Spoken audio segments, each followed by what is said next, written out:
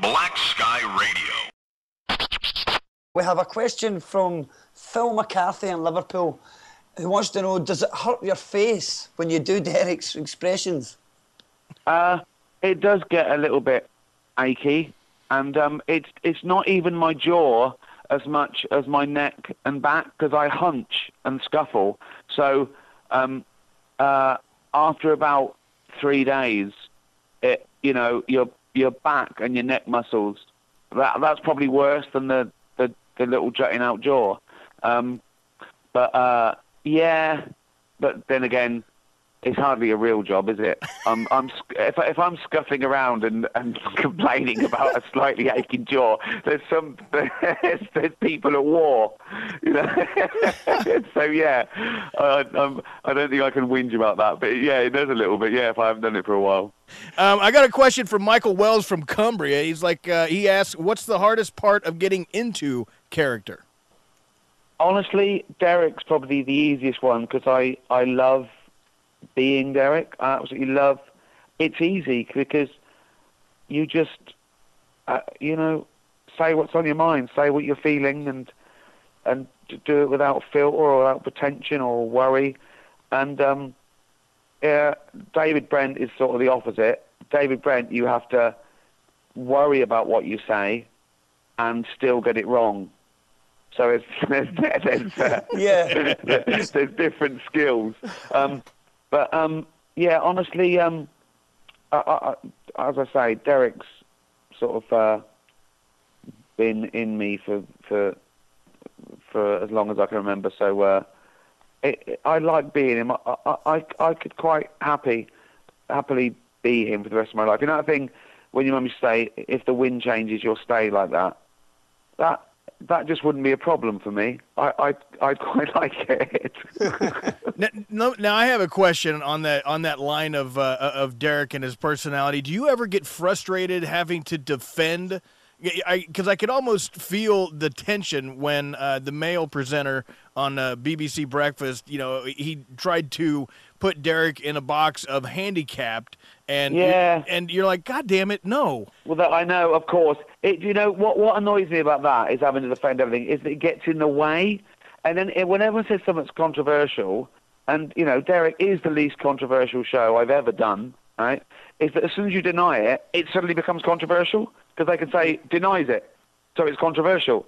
But that was a thing where the people, before they saw it, assumed, has he got I think he said, what's his condition? And I went, what do you mean, what's his condition? What's Mr. Bean's condition? What do you mean condition? He's a sweet, nerdy little guy. I'd never considered him to be Down syndrome or autistic. And here's the thing. Once people have seen it, some people still assume that he's autistic or whatever. But now there's people coming forward saying, I'm slightly autistic, or I have autistic brothers, sisters, and we love Derek, and he's a positive role model. Now, I can't suddenly change my mind and say he is, so I have to say, well, I didn't consider him autistic, but he was meant to be different, so if you identify with any of my characters, that's brilliant, and, and vive the difference. But no, I never wrote Derek to be any specific disability or, anything other than a bit different. He's not the brightest tool in the box, but that's it. None of us are. If intelligence was a sign of disability, then I think 98% of the people on Twitter are disabled, because some people are smarter than others. But no, I didn't write Derek with a disability. No. Black Sky Radio. We have a question from Dean Adam from Georgia. Have you noticed any differences in the way Derek is received in different countries? Yeah, England, Britain in general, is the only one that it sort of challenges and wants to know what they should think and what they should do and if it's right and wrong. Everyone else just watches it and says, I liked it, I didn't like it. Yeah, it was good, it was bad. It was funny, it wasn't that funny. So Britain is the only one that seems to want to hold me accountable and to know everything. And what was I thinking? And what does that mean? What does that joke mean? Is that this? I need to categorise it. I need the rules. What are the rules? Have the rules changed? Who changed the rules? Where's the line? I drew the line. You stepped over it.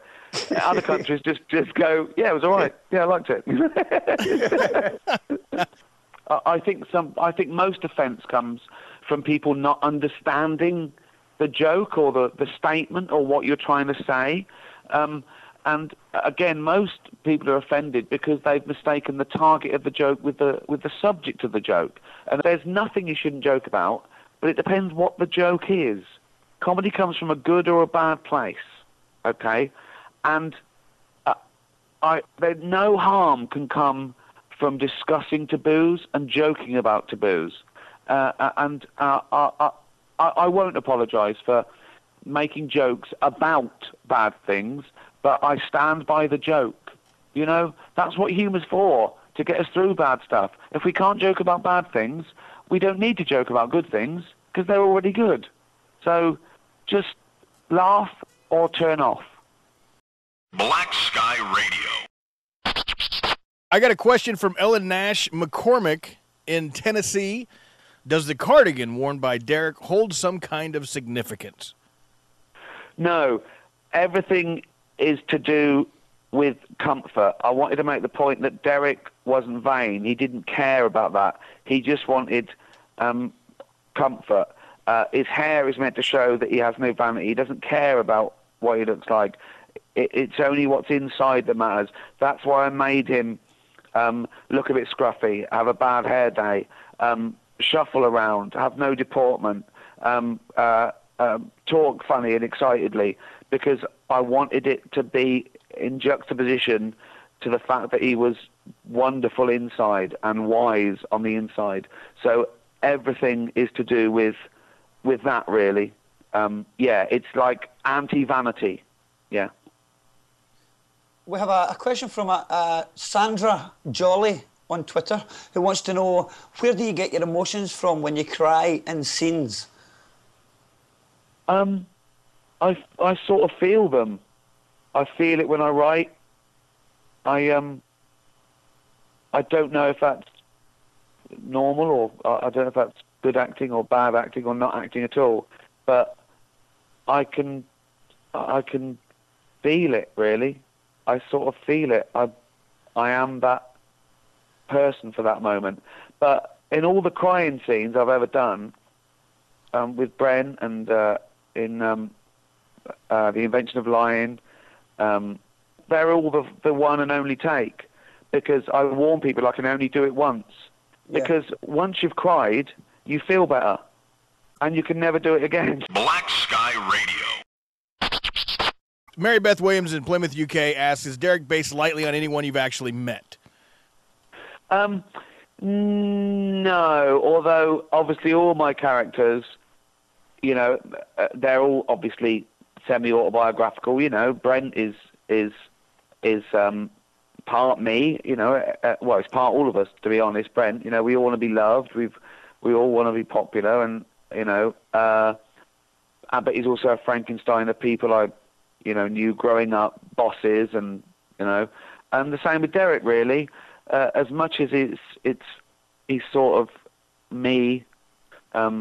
Before you worry, as I said, before you worry about what's cool and all that, he's a collection of those people that you see that you might not think twice of. You know, you just walk past them. You know, most people in Derek are real people. There's more people in the world like Derek, Dougie, Kev, and Hannah than like the people we see in rom-coms. You know, they're not, people aren't like George Clooney and Brad Pitt and Johnny Depp and Sandra Bullock, and you know what I mean. Most people are like us and you know, them in Derek, and so it's based on that sort of thing. And the other thing that Derek's based on, well, two things really. One's very weird.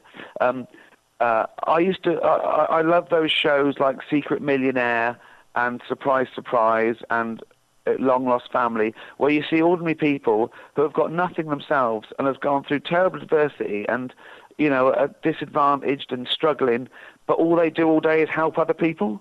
because they think those people need them more than they need them. And so I wanted him to be like that. And the other thing that Derek is, and I don't know if I've ever said this publicly, but he's sort of E.T., because I remember when I first watched E.T., I thought, I can never like that character. He looks awful. He looks weird. He's got an annoying voice. And by the end of the film, he was the sweetest being in the universe, and I loved him.